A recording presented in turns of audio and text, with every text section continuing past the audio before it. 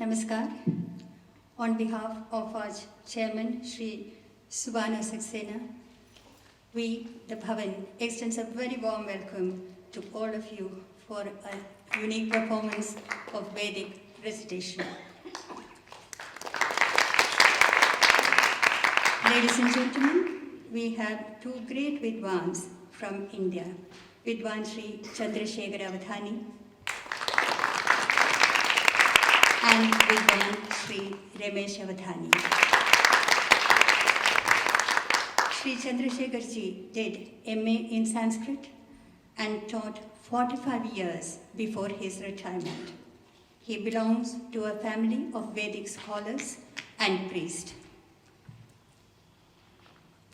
He has learned the Vedas under great scholars like Sri Keshavamurti Avadhani, Sri Srinivas Avadhani, Sri Markandeya Avadhani, and others. And he has been teaching 45 years this sacred heritage of our India. Ladies and gentlemen, Sri Chandrashekhara Avadhani. Sri Ramesha Avadhani, a banker by profession, also belongs to a family of Vedic scholars. In fact, he is Chandraji's brother's son. He also learned the Vedas from the same scholars as well as Vidwan Sri Shyama Bhatta and others, has been teaching the Vedas to all people interested. Working for a bank gives enough experience for him to come into contact and get people interested this great heritage again, the Vedic chanting. And he has been having an experience over 30 years in teaching the Vedas and officiating the Vedas. Sri Ramesha Avadhani. Sri Ranjan Vasudevan is a performer of the Sama Veda. He was born and raised in the United Kingdom.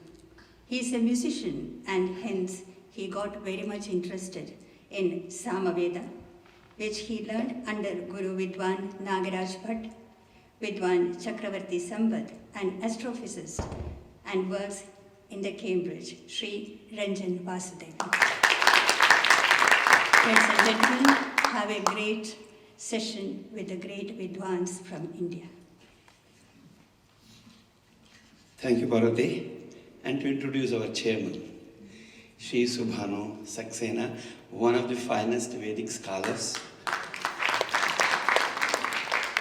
in this part of the world. Someone with whom we are all familiar with here at the Bhavan. Those of you who have attended our programs, our pujas, etc., every time Subhanu is there, it's something very special because the way he explains the Vedic aspects and the meaning is so very special. I'm so happy today Subhanu ji will be conducting the whole program and giving us the very essence of the Vedas. What is Rig Veda, what is Yajurveda, Sama Veda, Atharvana Veda, with practical example by reciting them, etc., with the help of his Guru Chandrajay, and then of course Ramesha and Ranjan ji. Subhanu ji has been associated with the Bhavan for almost 4 decades, or maybe more than that.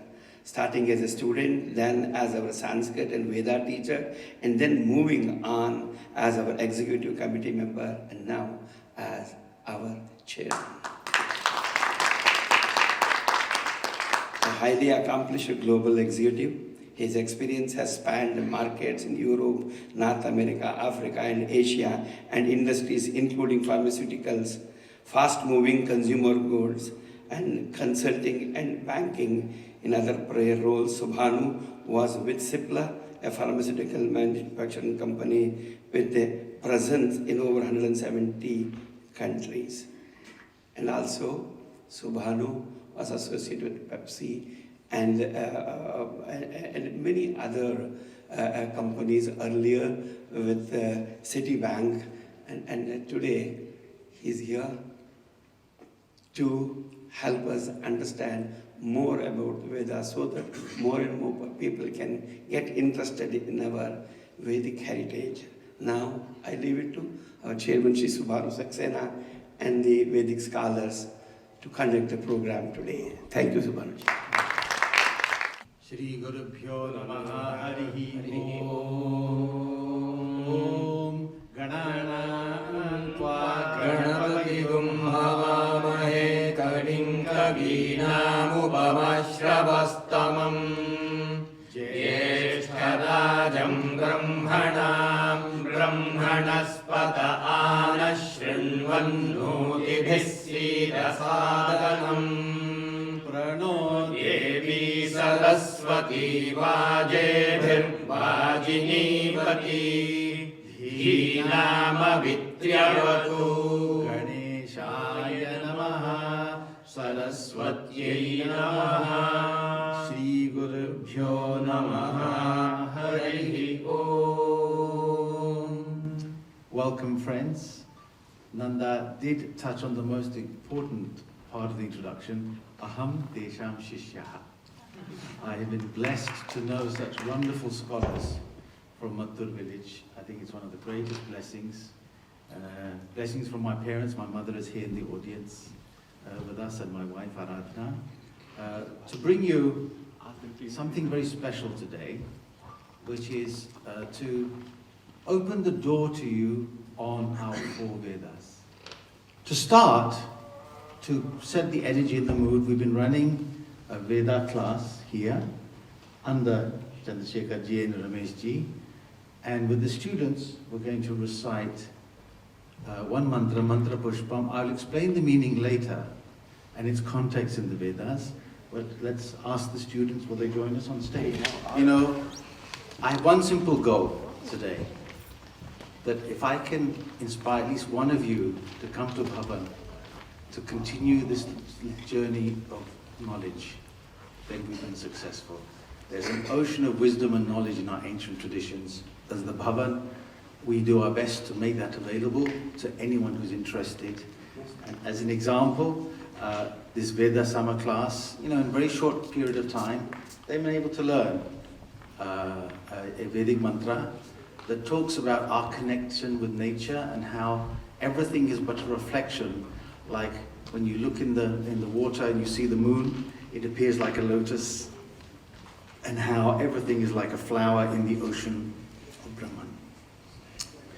This is the famous mantra pushpam that we will come back to later in the talk.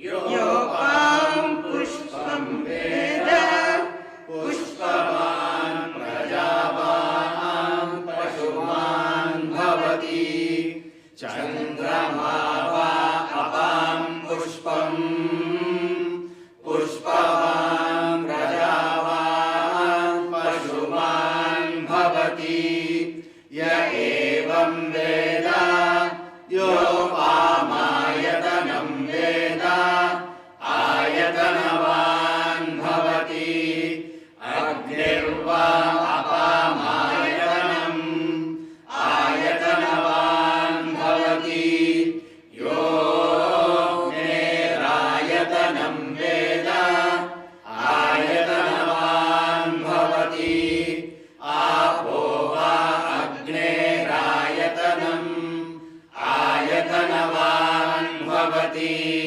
ya evam Veda yopamayatanam Veda ayatanavan bhavati vayurva apamayatanam ayatanavan bhavati yo vayorayatanam Veda ayatanavan bhavati apo vai vayorayatanam ayatanavan bhavati ya evam Veda yopamayatanam Veda ayatanavan bhavati asau vai tapannapamayatanam ayatanavan bhavati yo shatapata ayatanam Veda ayatanavan bhavati apo va amushyatapata ayatanam ayatanavan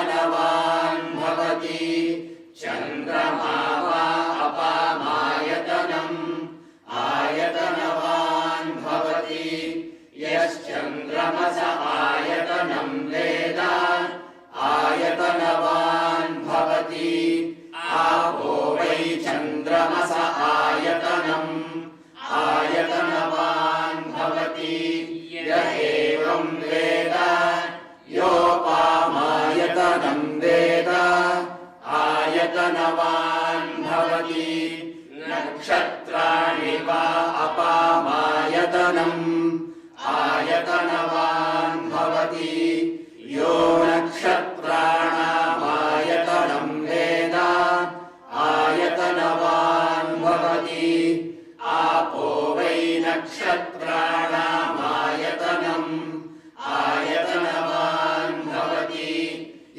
एवं वेद योपामायतनं वेद आयतनवान् भवति पर्जन्यो वा अपामायतनम् आयतनवान् भवति यः पर्जन्यस्यायतनं वेद आयतनवान् भवति आपो वै पर्जन्यस्यायतनम् आयतनवान् भवति य एवं वेद योपामायतनं वेद आयतनवान् भवति संवत्सरो वा अपामायतनम् आयतनवान् भवति यः संवत्सरस्यायतनं वेद आयतनवान् भवति आपो वै संवत्सरस्यायतनम् आयतनवान् भवति य एवं वेद योऽप्सुनावं प्रतिष्ठितां वेद प्रत्येव तिष्ठति हरिः ॐ. The students of the Veda class, everyone. Please take your seats. Slowly. And then, those who know the mantras today, this is a full participation sport. So if you recognize mantras that we recite, you must join in.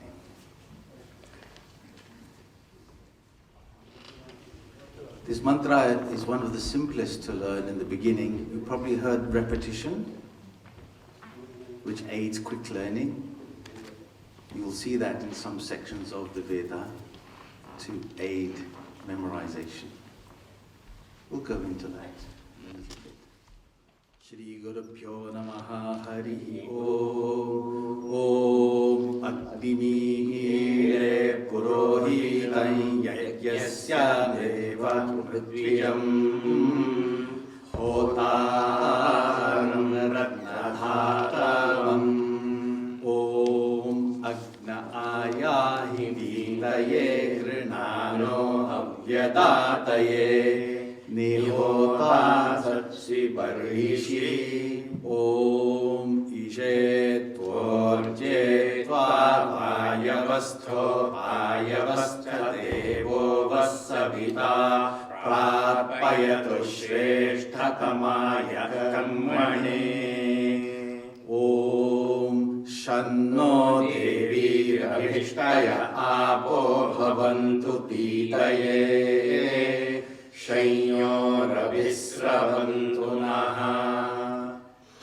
heard 4 mantras.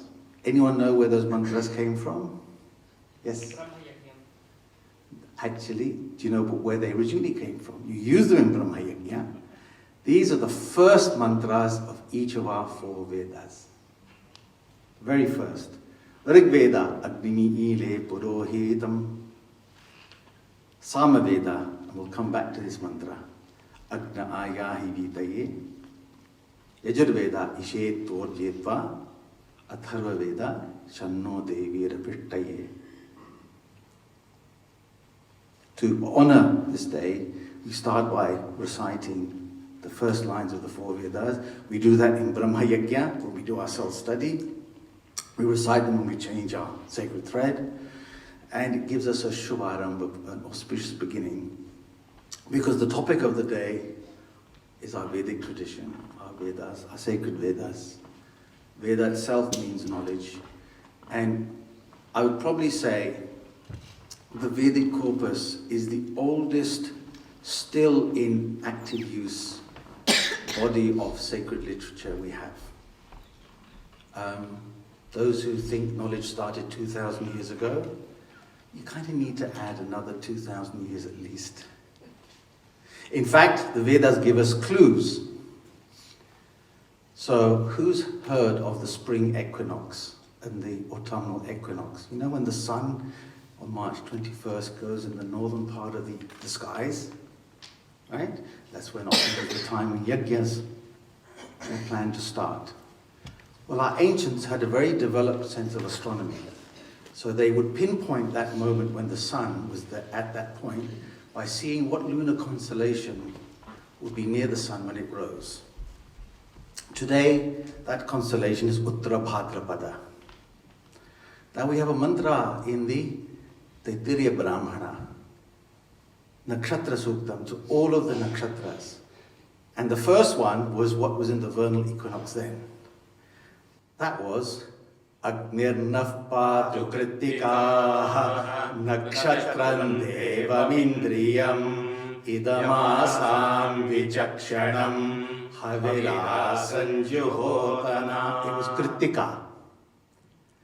How's it changed? Well, if you know anything about the motion of the earth, it's not quite straight, it wobbles. There's a precession. So over the millennia, the position of the night sky changes. And we know that precise precession, how many degree arc seconds per year. If you want to calculate back when Kritika was in the spring equinox, it was probably 2,500 BC, maybe 3,000 BC. And that's the Brahmana portion, which came after the Rig Veda. So let's just agree the Vedas are ancient. And I want to maybe also bust a few myths. That's all I'm going to say about the age of the Vedas, because actually I think it's a red herring. People spend a lot of time arguing, oh, we're older than this, older than that. What makes them timeless is the content. So the great Kalidasa, in his very first play, when he was unknown, started with a simple verse. Puranamityeva nasadu sarvam, nachapi kavyam navamityavadyam. Just because something is old doesn't make it good, and just because something is new doesn't make it bad. Santaf parikshanyantarat bhajante mudhav parapartayaneya buddhi. The wise test the metal of the content to judge its greatness. The ignorant just follow the advice of others. You get something on Twitter, you believe it, you pass it on. You don't take the time to understand it. Why are the Vedas great? Because when you understand the depths, the ocean of wisdom, it is timeless. So if anyone draws you into an argument, oh, the Vedas really older than this, is the Mahabharata older than that, just change the subject. That's not the debate to have on our tradition.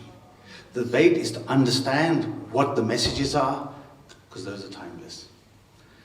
Spoiler alert, in what, an hour and 15 minutes, you're not going to become masters of the Vedas.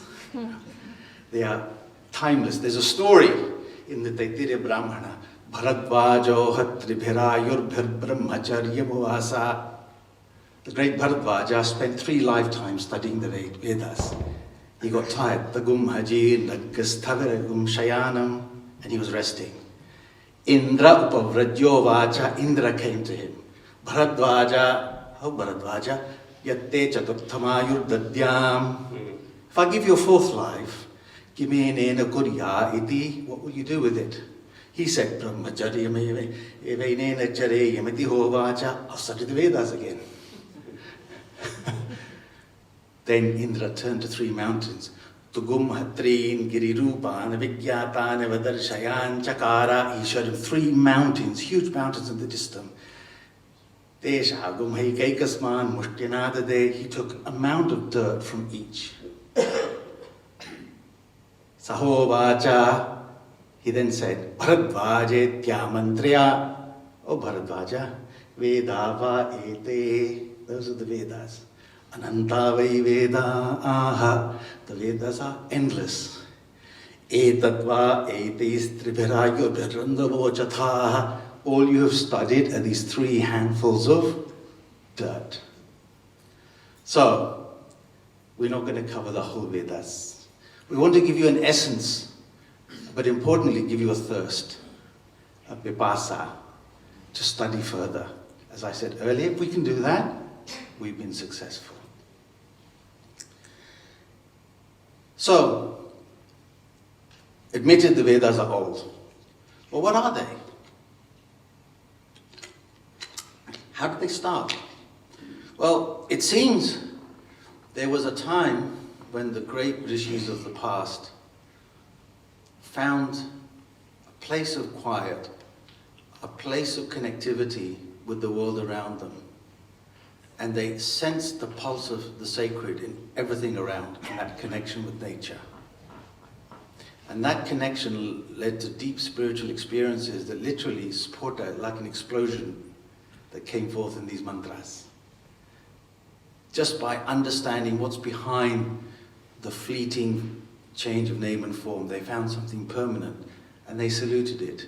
Shanno vataf pavatam matarishva shannastapatu suryaha ahanisham bhavantu nashagum ratrif pratidhiyatam shamushano vyuchat shamaditya udetunaha shiva nashantama bhava subradhika saraswati ma devyoma sandrishi. Shanno vata pavatam, let the wind blow beautifully, sweetly for us. Shannas tapatu surya, let the sun shine full of energy for us. Ahanisham bhavantuna, may the days be full of auspiciousness for us. Shagum ratrif pratidhiyatam, and the nights. Shamushano vyuchatu, may the dawn rise sweetly for us. Shamaditya udetunaha, may the sun rise and fall sweetly for us. Shivana Shantama Bhava Sumradika Saraswati. May everything be full of Shiva, good energy. Can you feel that connection? You just, next time you go out and feel the breeze on your face, see if you can sense the pulse of the sacred behind that breeze. That's what's in the mantra. So this deep connection with nature gave rise to the Vedas. First expressed, we say the Vedas are timeless. We tend to put one first, which is the Rig Veda, which is the Veda of verse, where you see a lot of these deeply spiritual verses connecting with nature. Rig means verse, metrical verse. That verse can make you full of joy to burst into song. What's the Sanskrit for song? Sama. Sama Veda. We're very lucky to have a Sama Veda Jnani here with us, Ranjan ji. You'll hear in a second just how rare that is these days. And it's a real privilege to hear Sama Veda. But through song then, in Sama Veda is expressed. Then people wanted to utilize the mantras in their ceremonies. And that's where the Yajurveda takes its role. Yajus literally means a formula. They're long, long mantras.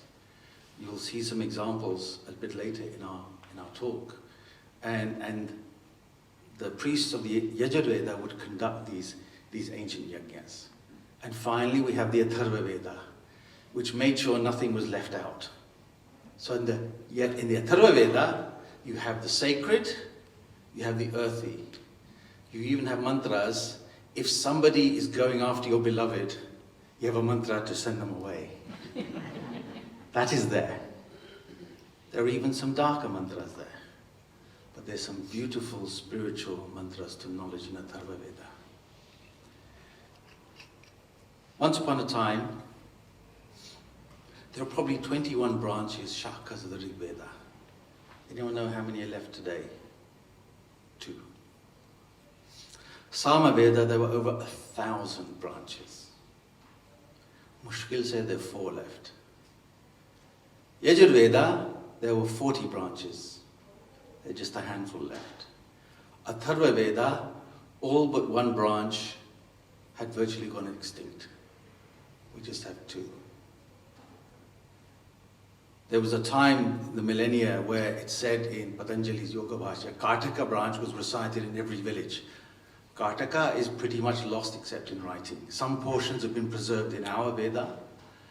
All this knowledge has just disappeared with the passage of time. So one of the things we try and do, by learning Veda, those of you who studied Veda, you're not just doing this for yourself. You're doing this for lokahitam, for the benefit of the world, that it may continue. My one advice I would give you, don't try and learn everything. Learn a few things perfectly, so that if one day a sincere student comes to you, you can pass that knowledge on. This knowledge is not ours. We are just custodians for the future. So when you take on your study of the Veda, swadhyaya parvajanabhyam na paramaditavyam, don't neglect your studies and the responsibility to pass it on to others.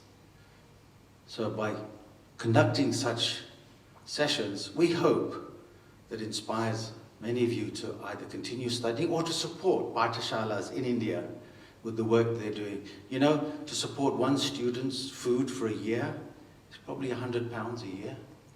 Nothing.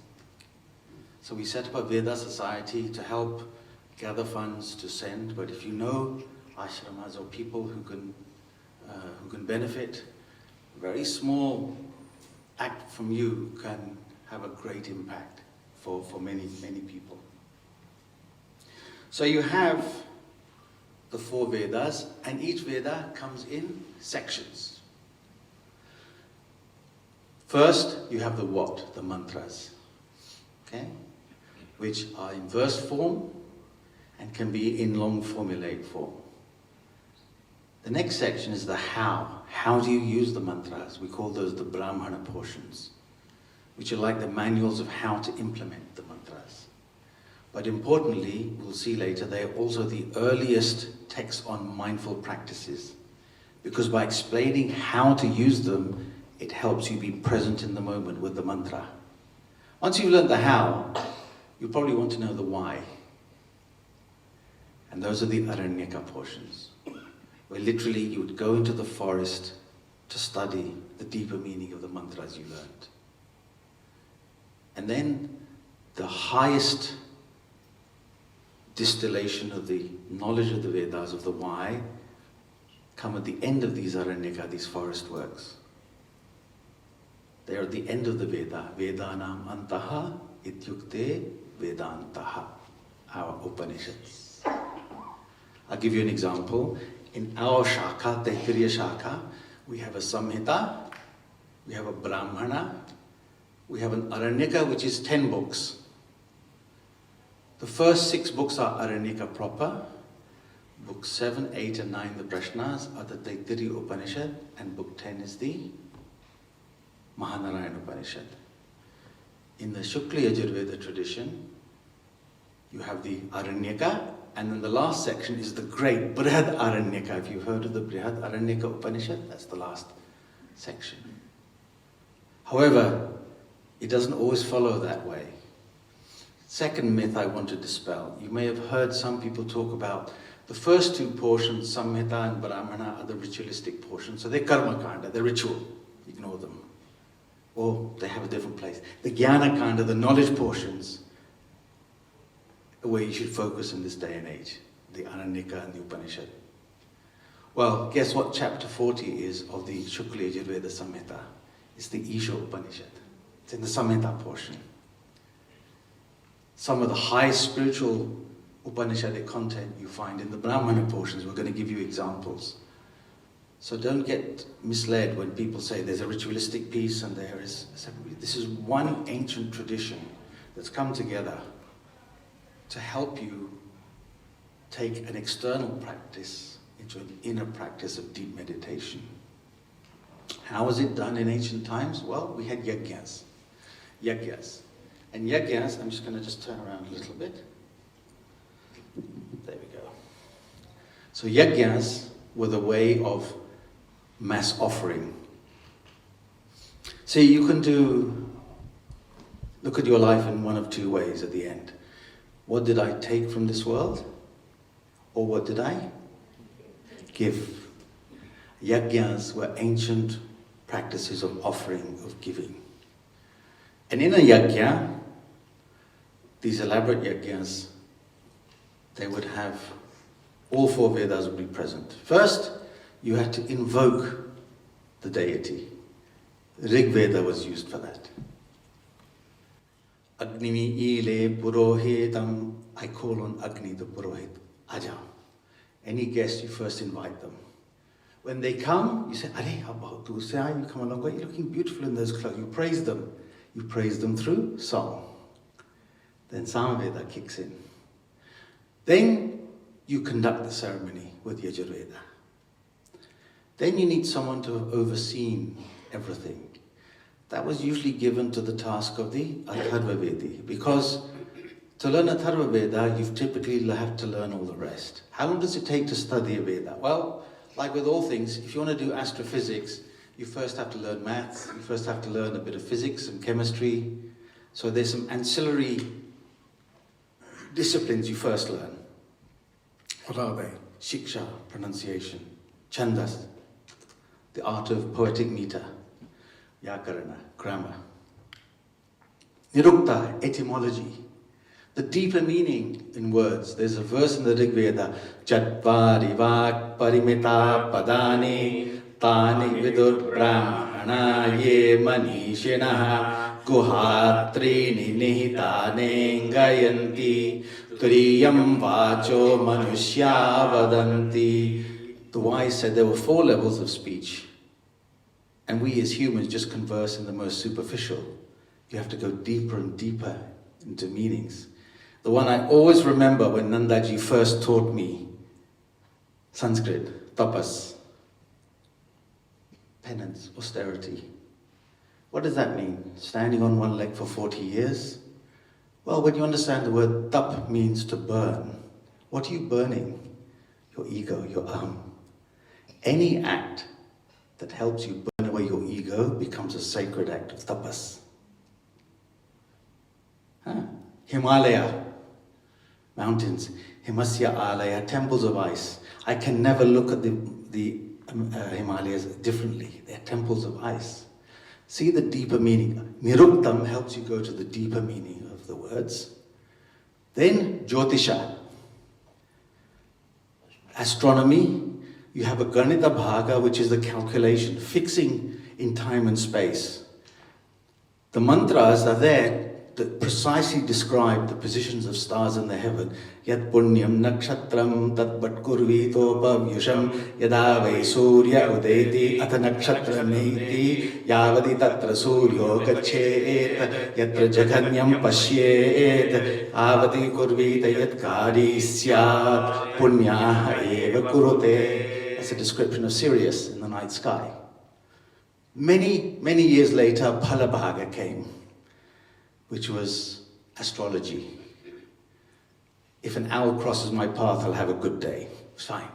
That can be there. But the ancient teachings focused on fixing yourself in time and space. You were present with it, combined with it. And always remember, the highest teachings are to renounce the fruits of action. So it's fine if you're interested in astrology. At some point, you will transcend it with your Vedic study. Astronomy, the 5th discipline. Last one, Kalpa, which is how to apply in a ceremony, in a ritualistic context, without losing the mindful aspect of the teaching. 6 disciplines, Vedangas. Each one takes 2 years. So that's the first 12 years of a student's study. All right? Each Veda then takes another 12 years. So to study one Veda, 24 years. Fine. Then you go to your second Veda, add another 12 years. How many years? 36. Such people are called Dvivedis. Anyone know Dvivedi?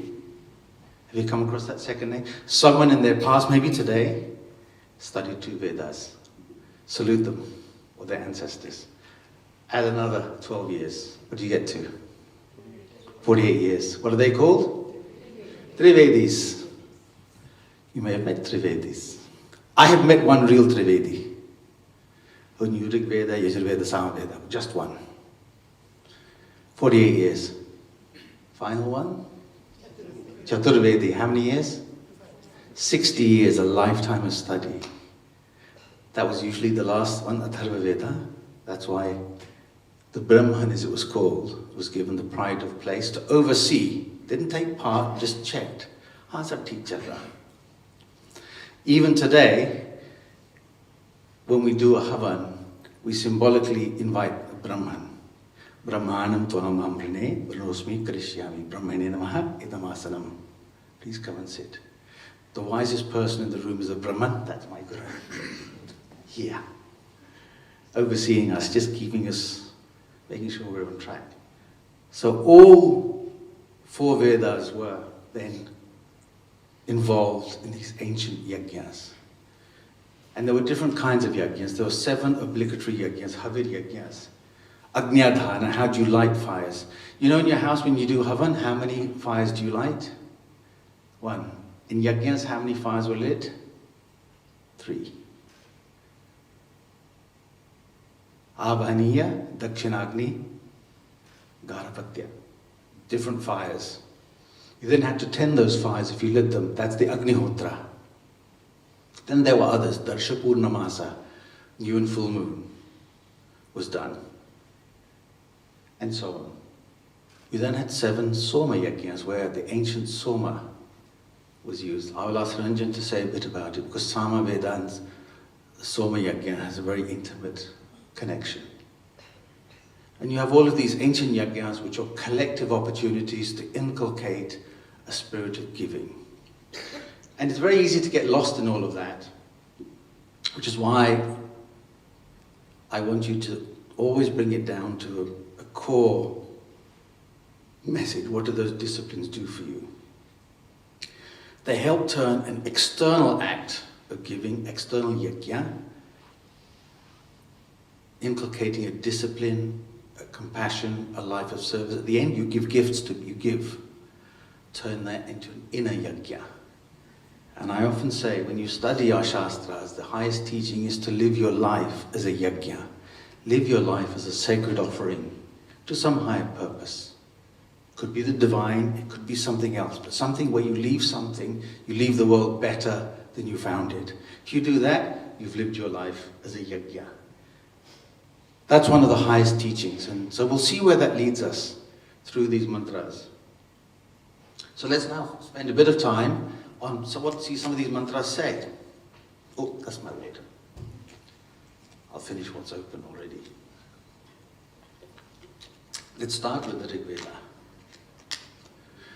In Rig Veda, in the tradition, every mantra has a rishi, has a meter, has a devata.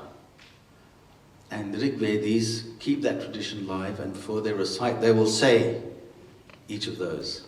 So the first hymn of the Rig Veda is to Agni, and they would say Madhuchanda, Vaishvamitra Rishi, Gayatri Chanda, Agnir Devata, and then they would recite the mantra. Agnimi ile purohitam yagyasya devam ritvijam hota aramratnadhatamam agnif purve bharrishi bharityo nutane ruta sadevan ehavakshati. Those are the first 2 lines. Have you noticed some ups and downs going on? Those are called swaras. Lots have been lost nowadays, but Vedic scholars learn, if you want to learn Veda in the authentic manner, you learn it with these swaras. What are the levels? Udatta, middle level. Anudatta, low level. Swarita, higher. In the Rig Veda, in the long vowels, you double it. Agnimi, ile. In Yajurveda, the same mantra, Agnimide, and also the la becomes a da. That's a technicality, don't worry about that. And these swaras are set to be the pulse of the sacred and invoke that energy in you when you recite. And you probably, as you were learning the mantras, if you made a small error in the swara, the Guru would make you say the mantra again. There's a famous story that an enemy of Indra wanted to vanquish him. And the mantra is Indra Shatrur Vardhasva. Now there are two ways you can do it. Indra Shatrur Vardhasva or Indra Shatrur Vardhasva. Second one is the correct one. When he said the first one by mistake, which said, may an enemy come forth of Indra who's defeated by Indra. When he wanted to say, may an enemy come forth who defeats Indra. Swara becomes important because it aligns you with the pulse of the universe. That's what you're hearing in these mantras. Many famous mantras come from the Veda. You all may know this Shanti mantra. If you do, recite with us. Om Bhadran Karne Vishrunuyama Devaha Bhadram Pasye Makshabhiryajatraha Sthirairangai Stushtovagum Sastanobhihi Vyashema Devahitan Yadayoho Swastina Indro Vriddhashravaha Swastina Pusha Vishvavedaha Swastina Starksho Arishtanemihi Swastino Brihaspati'r Dadhatu Om Shanti Shanti Shanti.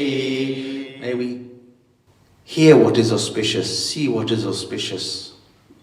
May we live an auspicious good life. May our life, my limbs and our bodies be infused with the energy of the universe. That's the Rig Veda, Shanti, you may have heard many times. The Bhavan's motto, everyone know it? Ano Bhadra Kratavo Yanto Vishvataha. Very important in this day and age.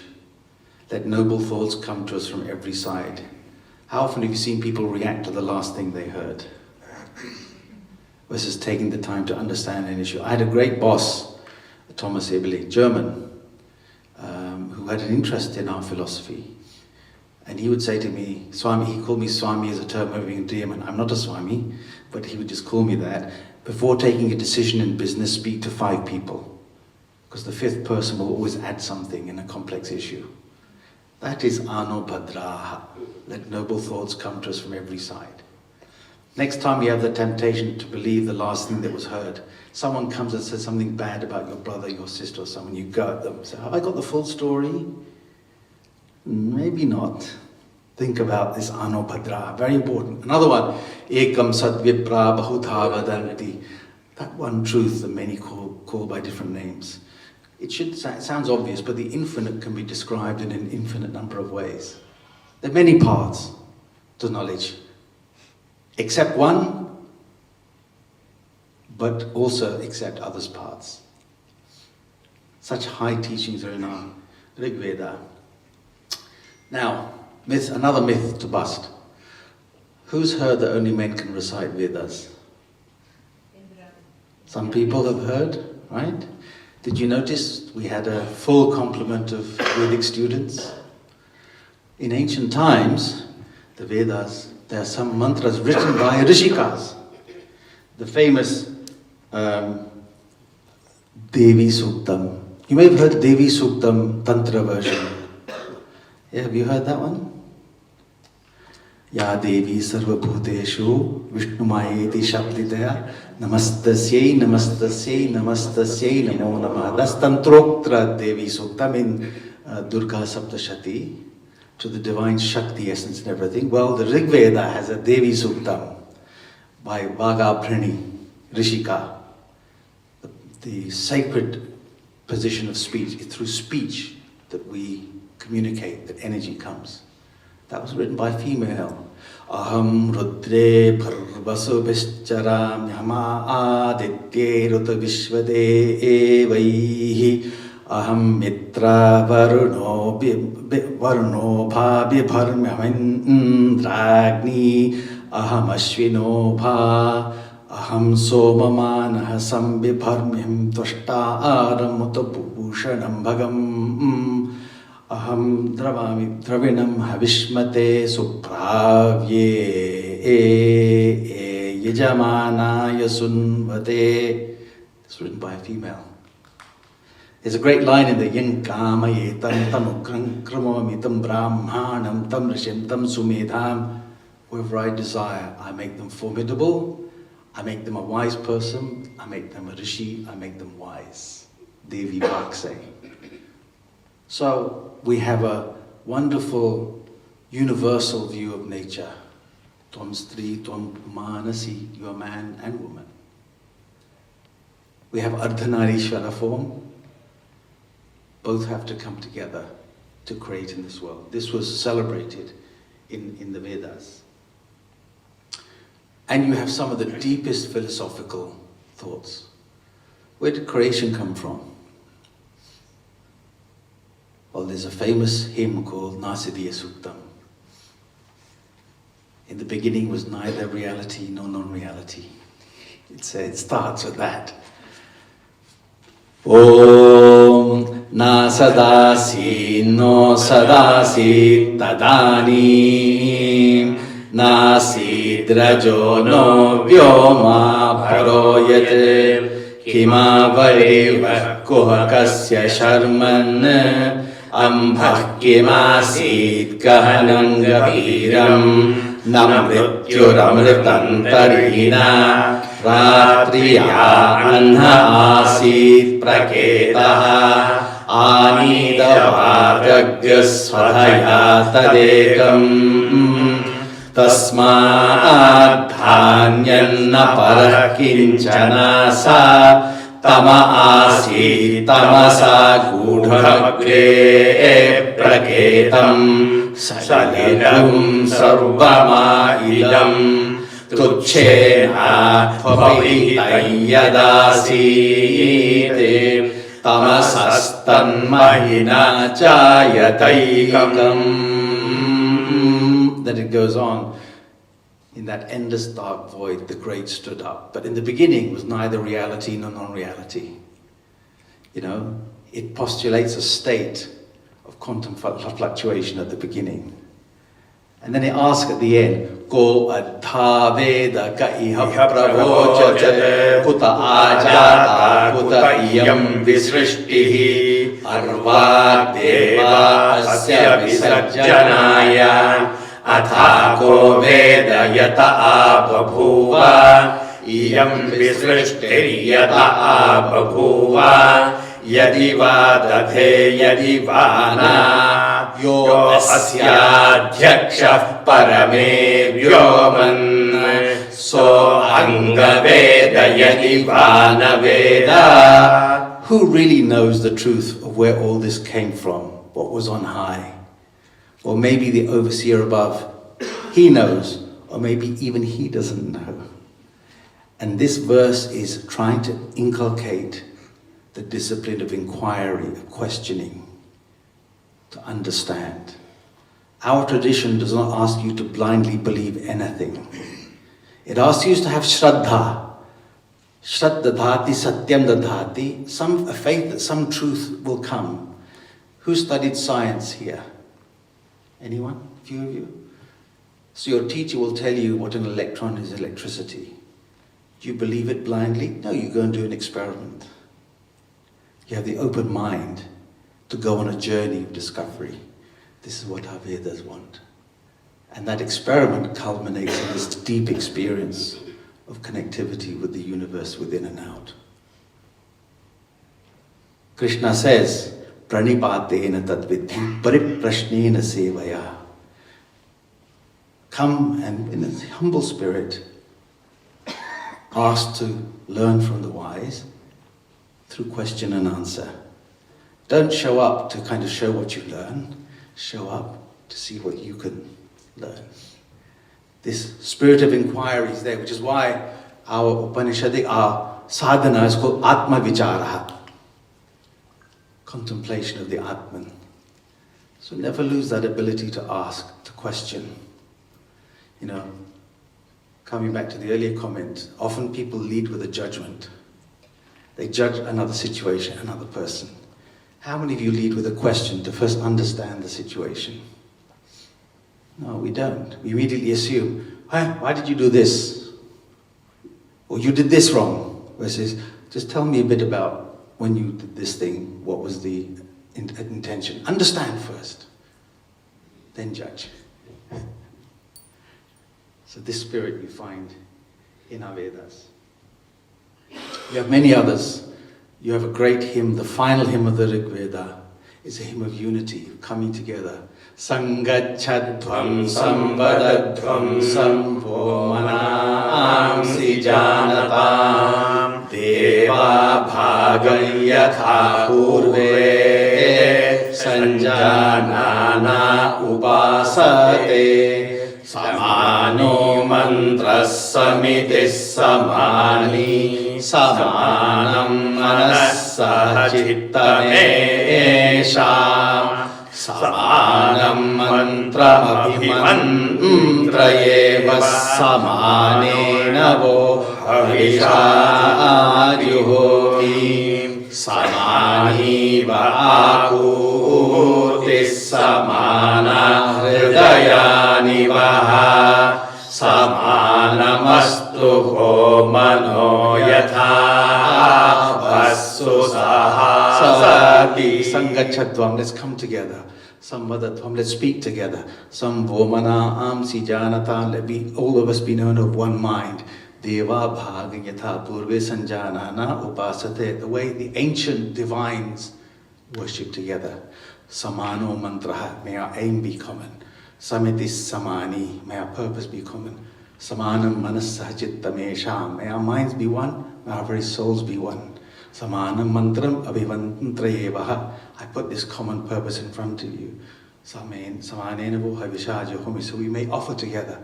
Samani va akuti, may our intention resolve be one. Samana hridayani vaha, may our hearts be one. Samanamastu vo manaha, may our minds be one, our souls be one, that we may live as one. This is a world where leaders think the way forward is to divide. Our Rig Veda said, nay, the way forward is to bring together. In life, be a consolidator. Be a center of gravity that brings people together around a common purpose. If those of you in management leadership roles, give your team a higher purpose that they can all unite around. Bring people to each other. Rama had that quality. It said in Ramayana, Sarvada bhikata sadbihi samudra eva sindhuhi. As rivers flow into the ocean, good people just flow to Lord Rama. Be such a person. This is what the Rig Veda says. Live a life that unifies, not one that divides. You can talk for hours on Rig Veda, we don't have time. But it's given you a little taste. Now, as I said, once you invoke the deity, you praise them. So now I'm going to turn over to Ranjan for the next 12 minutes, who'll tell us a bit about the Sama Veda. Over to you. Namaste. Sama Vedaya. So Subhanuji beautifully illustrated the power of poetry that we heard, that exists in the Veda. He explained beautifully the meanings of the suktas. We heard the beautiful last sukta of the Rig Veda there. And I think the power of poetry is something that we all can appreciate. But we all also appreciate, especially here in Bhavan, such a center of great arts and nurturing of arts, the power of poetry plus music. The Sama Veda represents Indian civilization, perhaps any civilization's first attempt at combining these two already powerful things into an even more powerful whole. Now, on paper, Sama Veda is sort of glibly referred to as the Rig Veda set to music. Most of the mantras in the Sama Veda come from the Rig Veda, indeed. But what is really fascinating beyond that is the nature of this early music that we see in the Sama Veda. Subhanuji talked about the swaras that you hear in the Rig Veda. Agnimi ile purohitam, these three swaras, Udatta, Anudatta and Swarita, they're called. The Sama Veda is the only one of the Vedas to have 7 swaras, Saptaswara. There's a shloka, Saptaswarai samastanyo jagadeta characharam sanjivayate vishwatma same vishnu prasidatu, that describes the greatness of these 7 swaras. These swaras are illustrated by means of hand symbols. So, for example, O, E, Ta, Va, Indu, Prathama, the first, Dvitiya, Tritiya, Chaturtha, Mandra, Atiswarya. Not only are there these 7 swaras, these 7 swaras, by the way, there are many eminent musicians in the audience today. These are not directly corresponding to the Sapta swaras of Indian classical music, Sarigama Padanisa. They're more like melodic movements and sancharas, you could say, in the language of music. In addition to the 7 swaras, there are also what are called upaswaras, or modifications. And students of Indian classical music could relate them to things like gamakas or gamaks.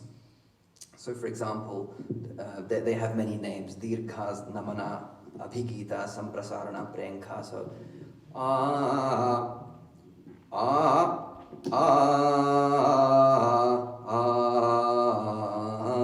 these are all modifications of the existing 7 swaras.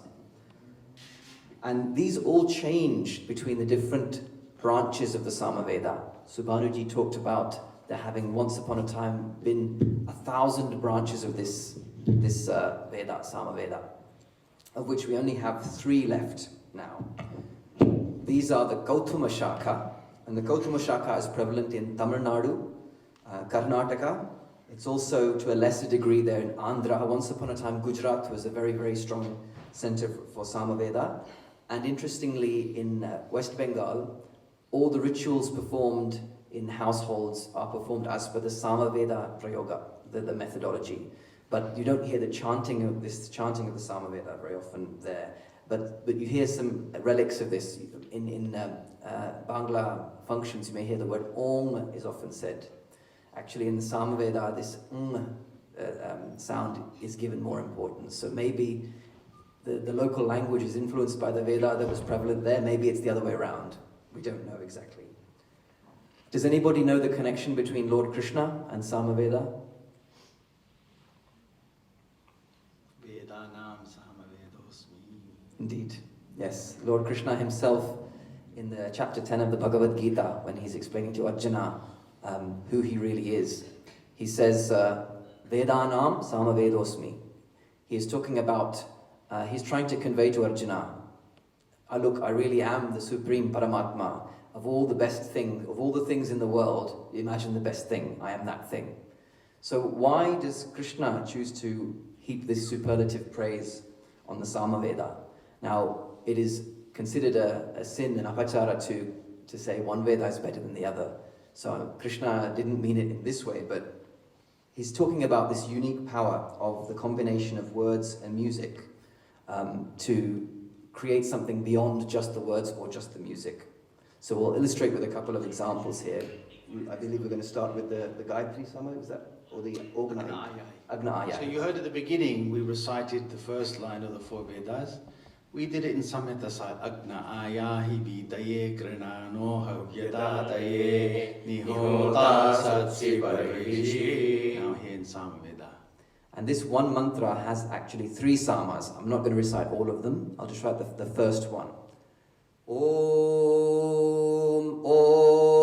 Ognayi Ayahi Voitoyayi Toyayi Naiho Grananoha Vyadatoyayi Toyayi Naiho Tasa Saiba Auhova Hishi. So this is one example of how that mantra Agna Ayahi can be recited. You notice it's not just Agna Ayahi, it starts with Ognayi. This is a very unique phenomenon in Sama Veda, which are called stobhas. Now, anyone who's familiar with Indian classical music will be familiar with the concept of alap, or alapana. So in an alapana, we may begin as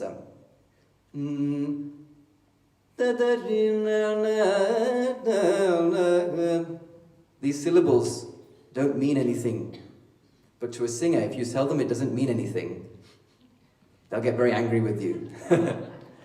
These syllables are conveying a meaning beyond any kind of any kind of words in a language. And similarly, the stobhas are perhaps the earliest example of conveying meaning in syllables that are not necessarily words themselves, although there can be words, and I'll illustrate this. Other similar phenomena are scat singing in jazz. Any fans of the Beatles in the audience? Yes. The end of Hey Jude, na na, na na na na, right? That's one hell of a powerful ending, and it's an illustration that you don't just need words to make a powerful musical statement. In the Sama Veda, scholars have various theories. People who studied the Sama Veda afterwards think maybe this is connected to the sounds of nature, such as birdsong, and so forth. Some of the stobhas that you hear are havu, auhova, ida, or just vowels like ah. You'll hear these in the examples that we show. Another example that many people will be familiar with from pujas is the Purusha Sukta. So what I'd like to ask Subhanuji and team to recite is the first mantra according to the Rig Veda and the Yajurveda styles, and then I'll show the Sama Veda. So first hear this mantra as Rig Veda.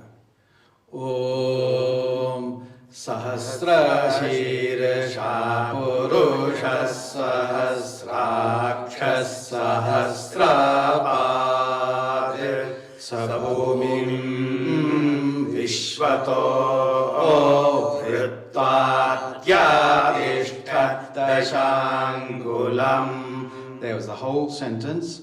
When we went high on long, we went double. Now here, Yajurveda style. Om Sahasra Shirsha Purusha Sahasrakshas Sahasrapad Sabhumim Vishvato Vrittva Atyadishtat Dashangulam. That was Yajurveda. Can you hear? We didn't double when we went high, and we broke in the middle. Sama Veda. Uhuvav, uhuvav, uhuvav, sahasrashirsha purusha, sahasrakshas sahasrapad, sabhumim sarvato vahatva, atyatishtat dashangulam, uhuvav, uhuvav, uhuvav, vah, ittida. Beautiful. This is the... So, I just have to say, you just don't know how lucky we are to hear Sama Veda done in the authentic way here in the UK. And for us to be able to put 4 Vedas together on a stage is actually thanks to all of you and your support. We'll do one more. Who knows the Gayatri Mantra, anyone? A few of you? Who knows it with Swara? You'll learn it. So again, first hear it in Rig Veda. Om Tat Savitur Varenyam Bhargo Devasya Dhimahi Dheyo Yo Nah Prachodayat. Yajurveda as it appears in the Aranyaka portion. Om Tat Savitur Varenyam Bhargo Devasya Dhimahi Dheyo Yo Nah Prachodayat. Sama Veda. Tat savitur varenyo bhargo devasya dhimahi dhiyo yo nah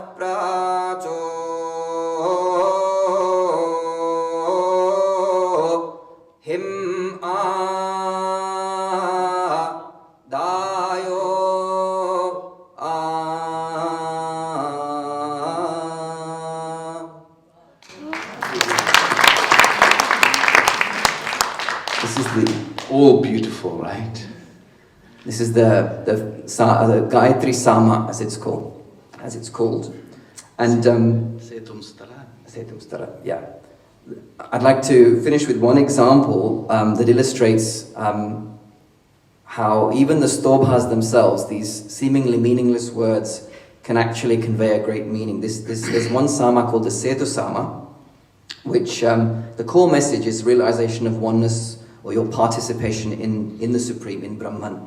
Ahamasmi prathapajaradasya purum devebhyo amritasya nama.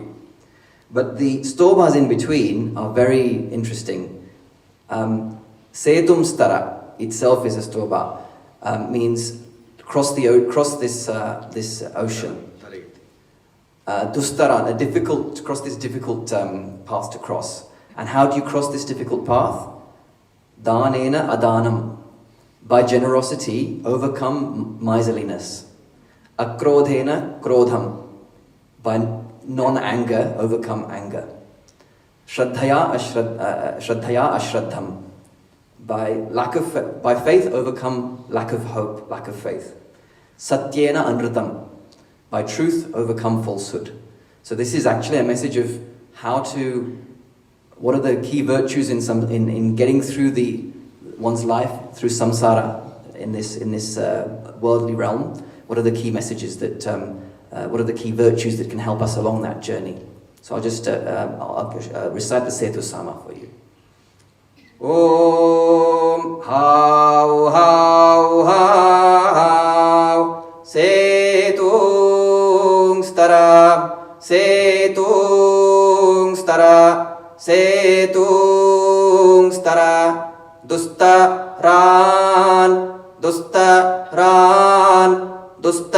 Ran Danena Danam Danena Danam Danena Danam Hau Hau Hau Ahamasmi Prathamajarta Sya Hau Hau Hau Setung Stara Setung Stara Setung Stara Dusta Ran Akrodhena Krodham Akrodhena Krodham Hau Hau Hau Puran devebhyo amritasya nama Hau Hau Hau Setung Stara Setung Stara Setung Stara Dusta Ran Shraddhaya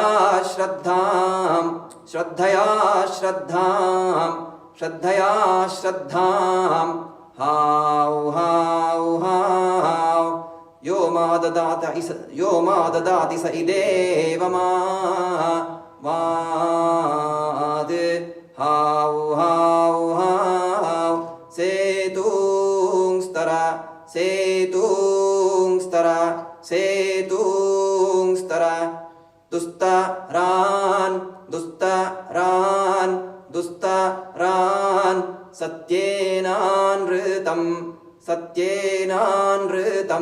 Satyenanritam Hau Hau Hau Ahamannamannamadantamā Dmi Hau Hau Hau Va Eshagatihi etadamrutam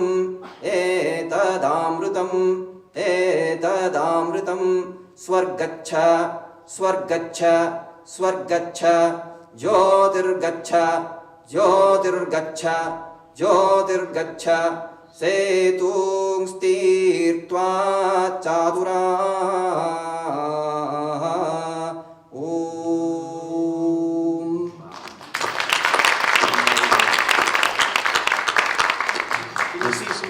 Jyotirgacha, go to the light. Asatoma Satgamaya, Tamasoma Jyotirgamaya.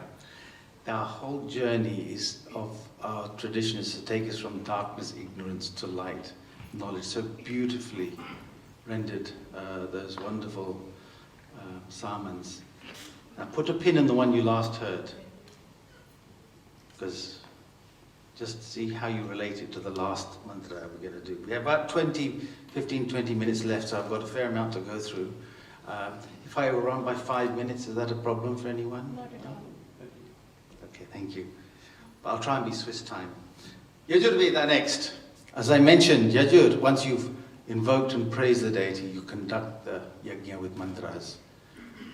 You heard a little snippet, Yajur Eshetor Jetva, for food thee, for strength thee. They're mantras that invoke a certain energy.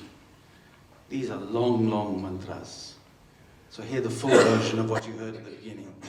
Om Ishetor Jetva Vayavastho Payavastha Devo Vasavidar Prarpayato Shreshtatakmaya Karmana Apyayadvamagniya Deva Bhagamurjaswati Payaswati Prajavati Ranamiva Ayakshma Vastena Ishatamagashagum Sorudrasya Hetif Parivo Vrunakto Dhruva Asmin Gopato Syata Bahvir Yajamanasya Pashun Pahi. That's one mantra. Try doing that in one breath. That's why when we recite together, it becomes one stream of energy. Some of our great mantras have these long yajas. Who's heard of Sri Rudram? The great Rudram, Shivaratri, please come when we conduct Rudrabhisheka here. You do it in your homes. Originally, this was the central piece of a great Jainam, building of the fire altar on which a Soma Yagya was done. Agni Jainam, Garuda Jainam. These fire altars were built in the shape of a winged eagle, Garuda. And they would extend from one side of this platform to the other on one particular brick to really show our connection with the cosmos. Water was poured and Rudram was recited. Rudram, the Rishi, coming back to that earlier connection with nature, wherever the Rishi looks, just sees Shiva and says Namaha, Namaha, Namaha. Even in the cutthroat, even in the thief, even in the dog, even in the sacred, everywhere. Namaha, Namaha, Namaha. It's said that there was a contest done, again to Ranjan's points. These are stories to praise, all of them. You can't really put one above the other, but they said there was a contest done of all the four Vedas, which had the most weight. Yajurveda won that time. In the Yajurveda, which section? The fourth kanda, which, by the way, starts with the mantra Yunjanav Prathamam Manas Tattvaya Savita Dhiyaha Agnin Jyotir Nichaya Prithivya Adhya Bharate Yuktvaya Manasa Devan Savardyato Dhiyadivam Brahjyotih Karishyatas Savita Prasuvaditan. Joining the mind, being present, how yagya becomes yoga. It's the earliest reference to yoga. Union is at the start of the fourth kanda. In the fourth kanda, which section was the weightiest? The fifth. Rudra Prashna, this one. In the Rudra Prashna, which one? The eighth. And in the eighth, which is the most heavy mantra of the most weight, Namah Shivaya, we'll recite the eighth Anuvaka now.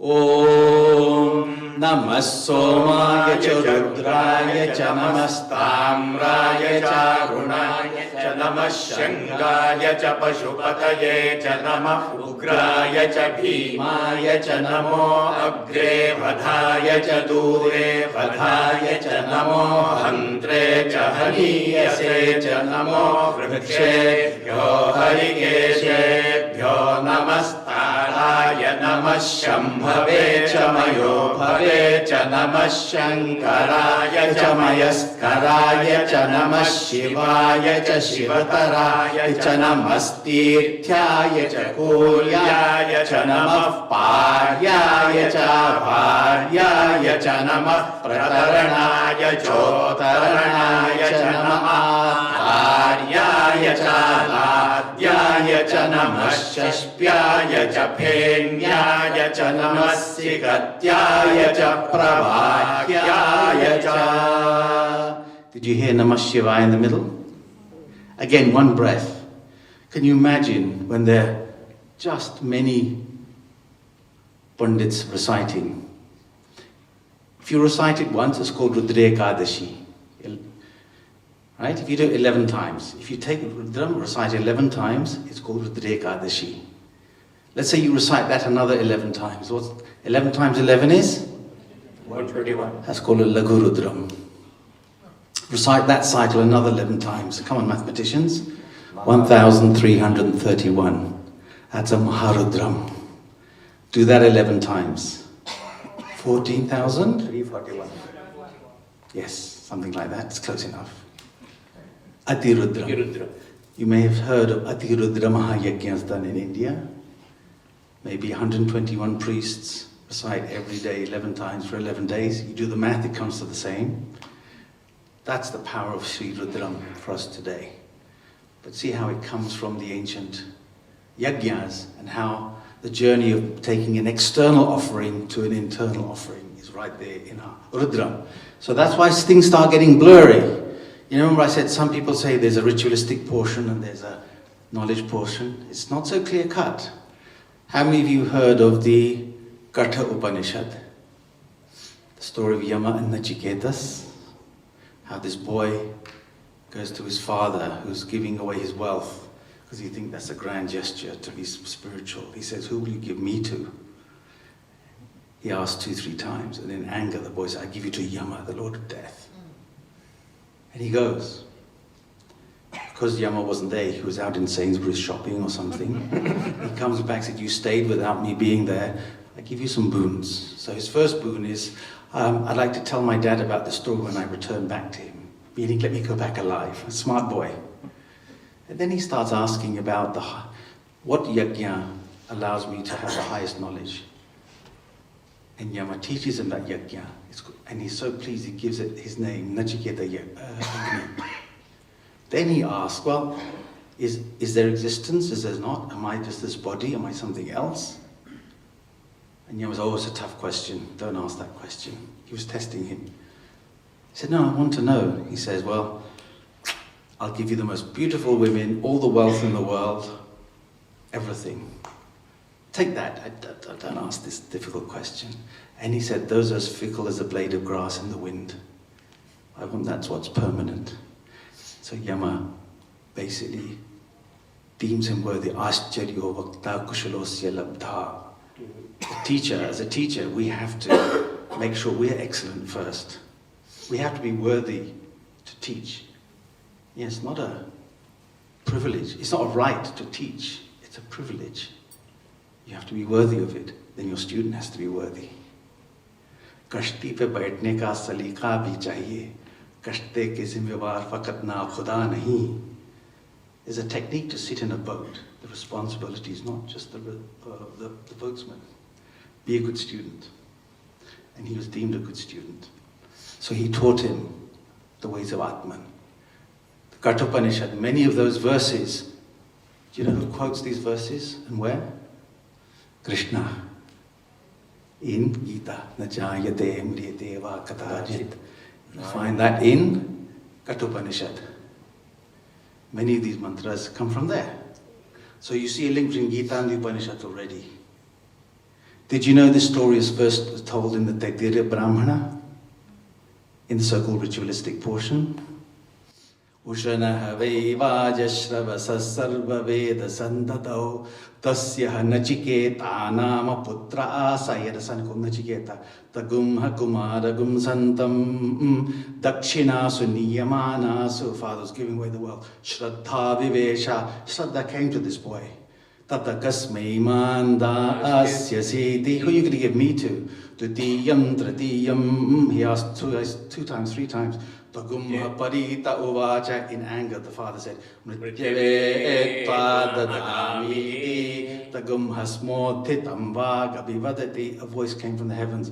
Gautama kumaramiti parehi mrityor grahan. Go to Mrityu's house. Mrityave vaitva dhamiti. Tamve paravasantam gantasi hovacha.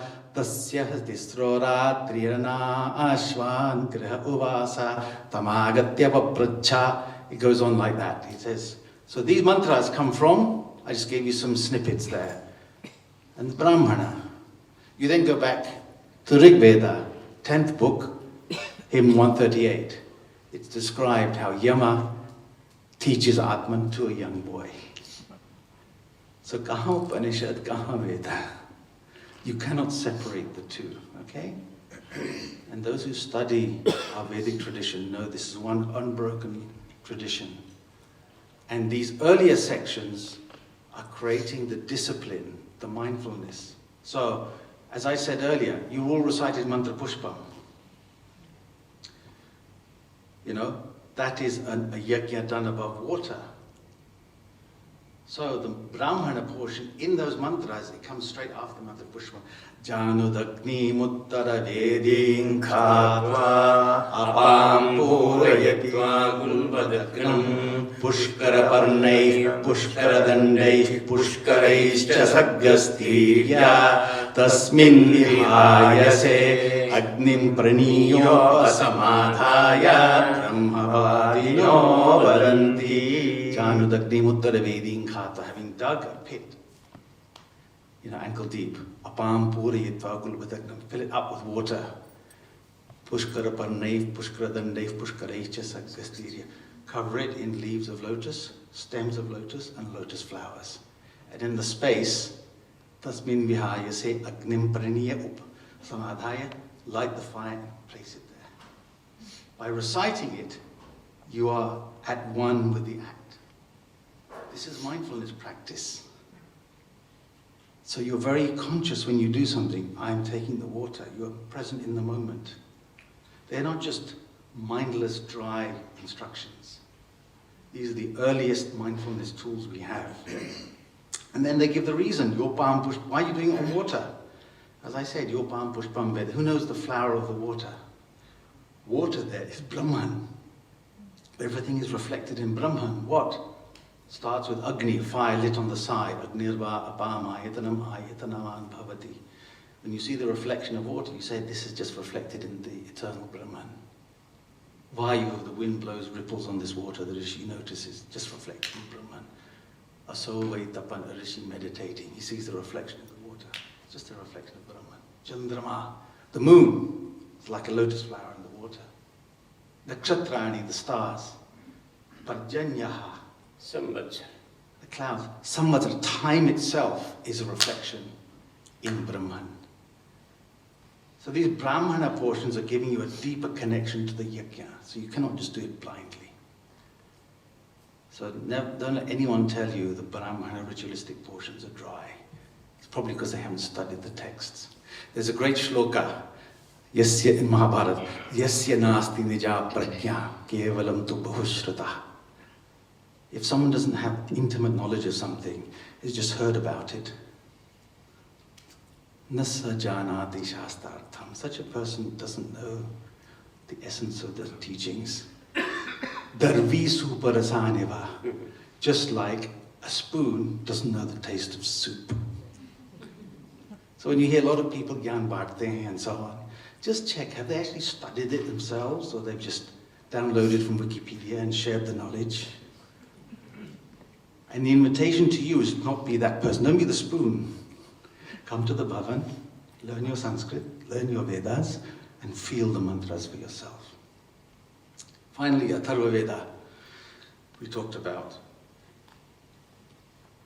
Atharva Veda, actually until 300 years ago, we thought there were 9 branches, and one was excellent, Kushonaka. Then in 1685, a manuscript was found in Kashmir of the Pipalada Shaka. which was then preserved, and then we thought that's all we had. Kanchi Paramacharya heard that there was one rishi in Gujarat, I believe, who was keeping it alive. He sent 4 students to learn and master it, and he revived that shaka. We now have 2 branches of Atharva Veda left. As I said, it's a collection of all different knowledges not captured in the other Vedas. And, you know, we recited that mantra, Shanno Devi Rabhishtaya. That's actually the first mantra in the was nearly extinct Pipalada Shaka. In the Shaunaka Shaka, which is the most prevalent one, the first mantra is Ye Trishaptah Pariyanti Vishwa Arupani Viprataha Vajaspatir Bala Desha Am Tanvo O Adya Tadhatu Me. May all the forms of the universe come forth as the Lord of speech and give me strength for my chanting. That's actually the first mantra in Shaunaka, which is the most prevalent one today. But to remember Pipalada, we recite Shanno Devi. There's one hymn in Atharva Veda I think we should all study in this day and age. That's the Bhumi Suktam, the hymn to Mother Earth. I'm not sure we're treating our earth as a mother right now. Do you? It's a beautiful hymn, first brought to my attention by a friend of mine at university, Rachel Dwyer, who's at SOAS. She wrote her master's thesis on this hymn, and I've been studying it ever since. And, you know, the first mantra there, Satyam Brahatritamukram Diksha Tapo Brahma Yagya Prithivim Dharayanti Sano Bhutasya Bhavyasya Patyurum Lokam Prithivina Krunoto. It's a symbiotic relationship with Mother Earth. What sustains the earth? Satyam, truth. Brahat, greatness. Ugram, formidable strength. Diksha, penance. Tapa, penance. Diksha, just a positive vow. Yagya, giving. Prithivim Dharayanti, that supports the earth.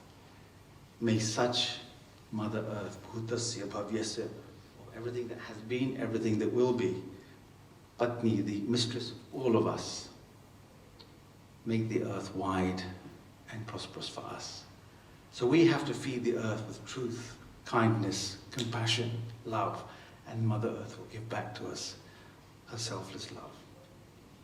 That's just the first verse of Bhumi Suktam. I encourage you all to study. Maybe we should do a course on that, Nanda, here at the Bhavan. So that is the Atharva Veda that has been brought back from the brink. We'll just close by a demonstration of how the Vedas taught and practiced. Well, it's very important. There's a way of reciting Vedas and there's a way of not to. How do you not recite? Giti shigri shirah kampi tatha likita partaka.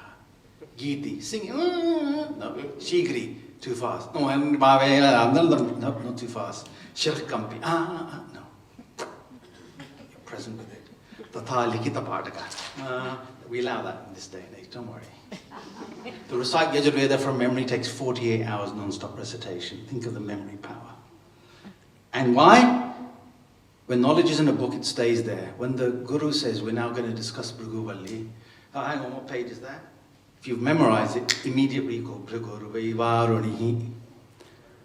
And you can make connections if it's here. Agnihotra, I'll give you one simple example. At the end of the Agnihotra Brahmana, in the second Prabhataka of the Tira Brahmana, at the end, Ritanta Satyene Parishinchami Sayam Parishinchati Satyan Tvartena Parishinchami Tiprataha Agnirvaratam Asavadityam Satyam. So, in the evening, you recite Ritantva Satyena Parishinchami when you offer water. Morning, Satyan Tvartena. Why? Agnirvaratam. Agni stands for the eternal cosmic order. Asavaditya Satyam. The sun stands for truth, it's light. Truth in the eternal cosmic order. Now, if you know your Rig Veda, the second to last him in the Rig Veda, Radanja Satyancha Bhi Tapasodhyajayata Tato Ratrejayata Tatas Samudro Arnava. Eternal truth, cosmic order were born out of the blazing fire of tapas, of the big one. Sound like the Big Bang to you? So it makes your Agnihotra a cosmological offering. Now, if that's in the book, who's going to connect those two things? No, that's why we memorize things.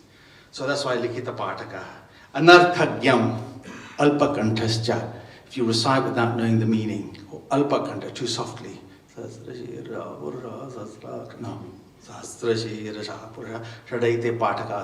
Those are the B- forms of chanting. So to learn properly, the Guru first recites the mantras, you experienced it, and then we recite back to us. Maybe Gayatri mantra, you can teach everybody the Gayatri mantra. Om Tatsaviturvarenyam. Om Tatsaviturvarenyam. Again. Om Tatsaviturvarenyam. Bhargo Devasya Dhimahi. Bhargo Devasya Dhimahi. Bhargo Devasya Dhimahi. Dhiyo yo nah prachodayat. Dhiyo yo nah prachodayat. Dhiyo yo nah prachodayat. And then once you've learned that, the Guru will join up the sentence. Punaha Sampurnam. First line completely. Tatsaviturvarenyam Bhargo Devasya Dhimahi. And we repeat. Om Tatsaviturvarenyam Bhargo Devasya Dhimahi. Om Tatsaviturvarenyam Bhargo Devasya Dhimahi. Again. Om Tatsaviturvarenyam Bhargo Devasya Dhimahi. Dhiyo yo nah prachodayat. Dhiyo yo nah prachodayat. Dhiyo yo nah prachodayat. If you notice when he broke it, Varenyam Bhargo, when he joined it, Varenyam Bhargo, those are the rules of Swara. When to go up, you first have to go down. Udattatanadatasya swaritaha, it says in Panini. Now the whole thing, recite the whole Gayatri and we'll repeat twice. Om Tatsaviturvarenyam Bhargo Devasya Dhimahi. Dhiyo yo nah prachodayat. Om Tatsaviturvarenyam Bhargo Devasya Dhimahi. Dhiyo yo nah prachodayat. Again. Om Tatsaviturvarenyam Bhargo Devasya Dhimahi. Dhiyo yo nah prachodayat. There you go. You've just had your first authentic Vedic lesson as taught from times of the Bronze Age. Because of this, and because of a technique we'll do now, we don't believe if something's written, we believe we've heard it from the Guru's mouth. Shruti, that which is heard. Because of the swara, you can't get the swara wrong. And there are ways to recite these mantras in different order, that we preserve them. There's the natural way, Prakriti, Samhita and Pada, the whole mantra or word by word. Then there are other ways when you go back and forth along the mantra. Jata mala shikha rekha dhvajo dando ratho ghanaha ityashta vikratayah proktam kramapurna maharshivihi, the different ways. Jata mala shikha, going back and forth. And then there's the intermediate way, krama. First word, third word, fourth word. It's like a quantum state, indeterminate, whether it's artificially done or naturally done. So we'll take a mantra and we'll show you how it's done first in Samhita. Om Suviryayatva Grinhami Suprajastvayatva Grinhami Rayasposhayatva Grinhami Brahmavachasayatva Grinhami. That's an all-word order. Padapata, each word separately. Om Suviryayeti Suviryaya Tvaha Grinhami Suprajastvayeti Suprajaha Tvaya Tvaha Grinhami Rayaha Poshaya Tvaha Grinhami Brahma Varchasayeti Brahma Varchasaya. Each word separately. Can you see how the swaras change when the words are alone? Now hear this in krama. First word, second word, third word, fourth word. Om Suviryayatva Suviryayeti Suviryaya Tva Grinhami Grinhami Suprajastvaya Suprajastvayatva Suprajastvayeti Suprajaha Tvaya Tva Grinhami Grinhami Rayaha Rayasposhaya Poshayatva Tva Grinhami Grinhami Brahmavachasaya Brahmavachasayatva Brahmavachasayeti Brahmavachasaya. Can you see the stately way? On special occasions, in the month of Kartika, Rudram we recite this way. Namaste te Rudra, Rudramanyave, Manyava Uto, Uto te, Uto e, like this. We do that, like that.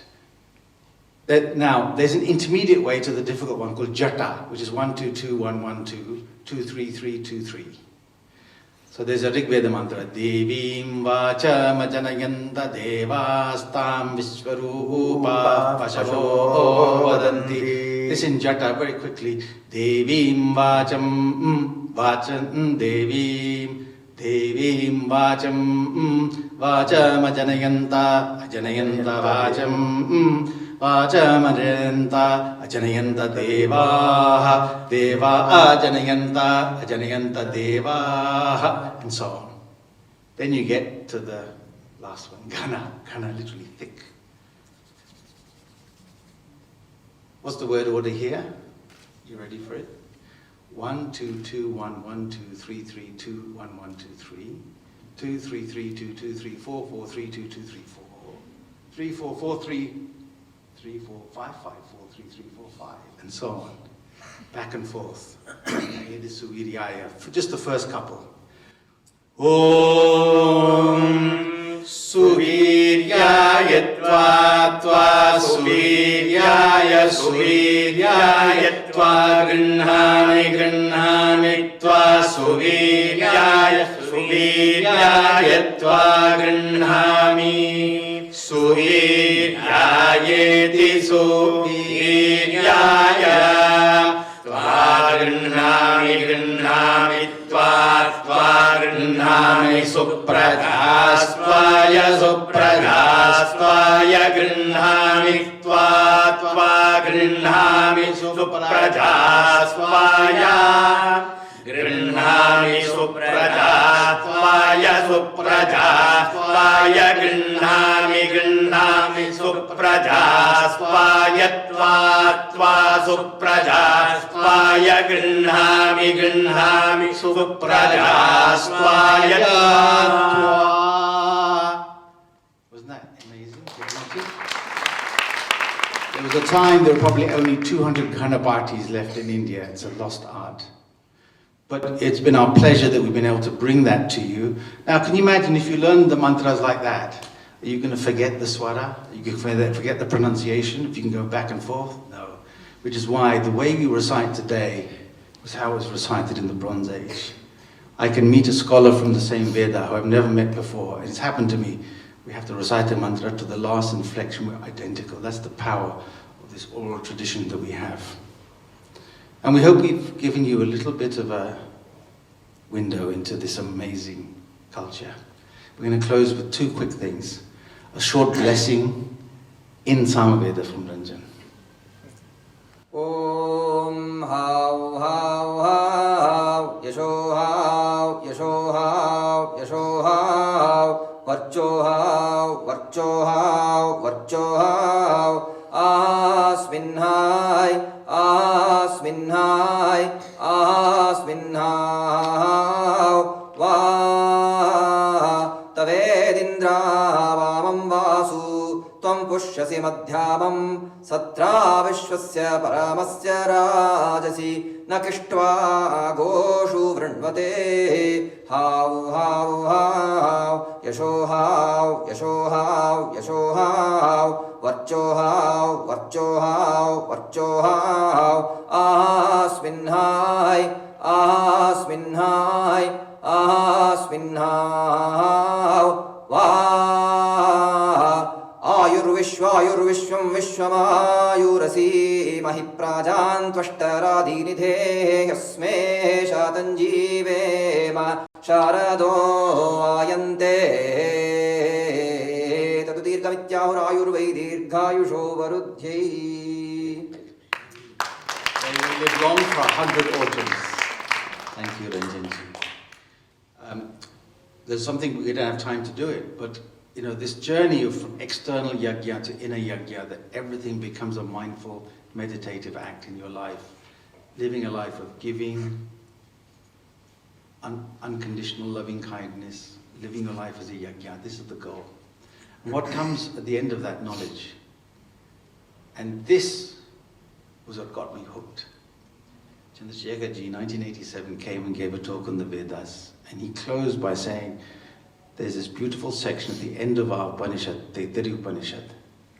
Bhrigovali, this boy, this story, we haven't got time to tell the story of how he wants to learn from his father, and his father leads him gently to go deeper and deeper into himself.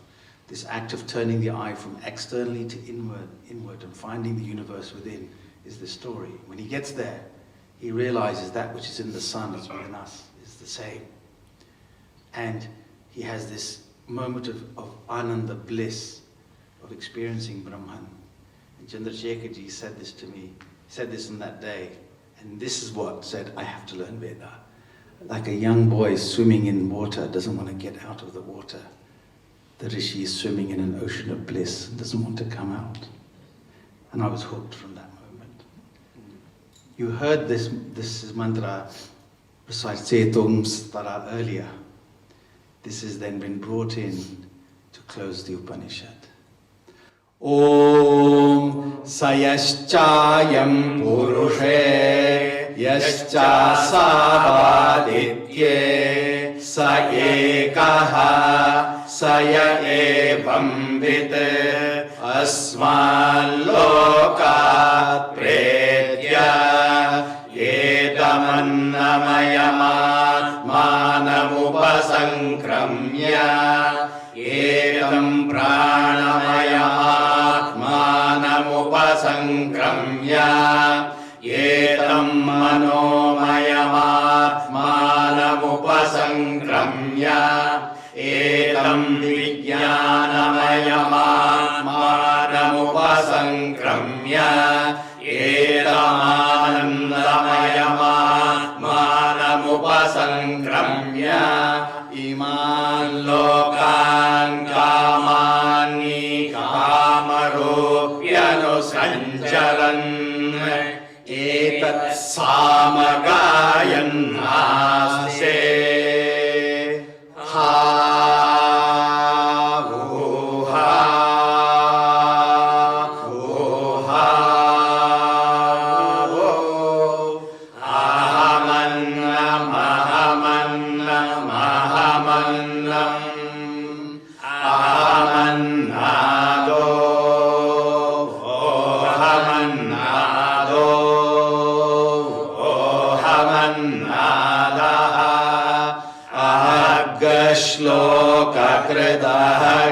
श्लोककृते अहमस्मि प्रथमजारदास्य पूर्वं देवेभ्यो अमृतस्य नाभायि यो मा ददाति स इदेव मा अहमन्नमन्नमदन्तमाद्मि अहं विश्वं भुवनमभ्यभवां सुवर्णज्योतिः य एवं वेद इत्युपनिषत् सहना भवतु सहनौ भुनक्तु सह वीर्यङ्करवावहै तेजस्विनावधीतमस्तु मा विद्विषावहै ॐ शान्ति शान्ति शान्तिः हरिः ॐ श्रीकृष्णार्पणमस्तु. Thank you, everybody.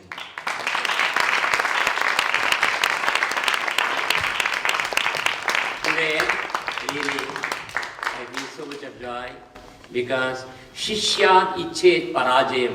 A master wants, a guru wants a defeat from his own student.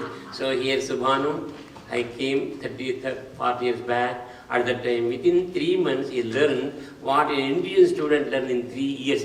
That is amazing. My brother Nanda Kumar, he got MBA position in London. Even he has outbeaten me also, like that. So I feel so much of joy today. Dear friends, we have no words to express our gratitude for listening to such wonderful Vedic scholars, especially the meaning of whatever has been recited today, the inner meaning, everything so beautifully explained by our chairman, our dear friend, Sri Subhanu ji.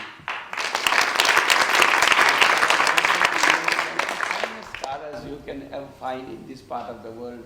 Thank you, Subhanu ji, for those beautiful things. Now to my dear brother, Sri Vidwan Chandrashekhara Avadhani, who studied Vedas, has been teaching Vedas for the past 40 odd years. Whoever came to our house, he would go out of the way from morning till evening without expecting a single penny. He has been teaching. So he is our Ramesha. Both of them,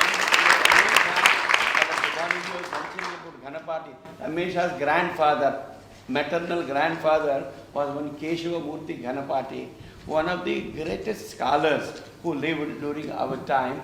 Both of them learned under such great gurus. That's why they are able to give it back to the society from which they have taken so much. Both of them learned not only from Ganapatis, from our village scholars and also my own brothers. We come from a family of Purohits. I'm so very grateful that I'm born in such a family, and these ones have taken it further. My knowledge of the Vedas is very limited, but what they have, He knows a lot. He knows a lot. I know so much more. And thank you, both of you, for coming here. At the request of our Bhavan, of course, our chairman is involved, to come and teach here. And I'm very grateful to Sri Vasant Kothari ji, who who gave us a sponsorship a few years ago to be used specifically for Vedic teaching, for which they came a few years ago also. This year again, they have been teaching these 15, 16 students for the past 10 days, and it will continue for 3-4 more days. I think our Ramesha will be here for many more days also. You are all most welcome to come. Don't worry about the fear, anything as such. They just want to teach. That's okay? Ranjan and so beautifully recited the Sama Veda.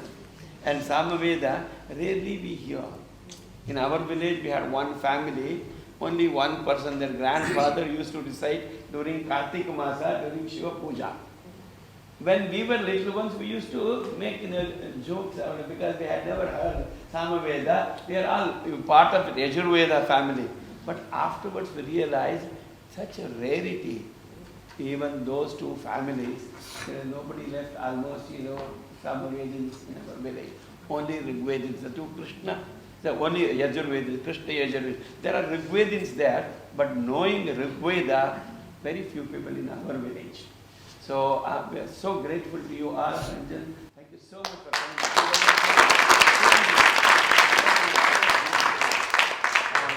Thank you all for coming here to be part of this wonderful Ganga Snana of Veda. And thank you, Shankar, Parvati, thank you, and all our officers. Everyone who has come here, Shanti, Sampada, Meera, Bihariji, our Ritesh, Bala, and all our teachers, our own teacher Prakashji is here, our other summer school teachers are here, our own Sanskrit teacher Radhaji is here, Nutan is here, and I want to thank all our students who have been a part of this very special event here today, and also part of the summer school classes. Thank you all, and we would like to continue this kind of activity every year.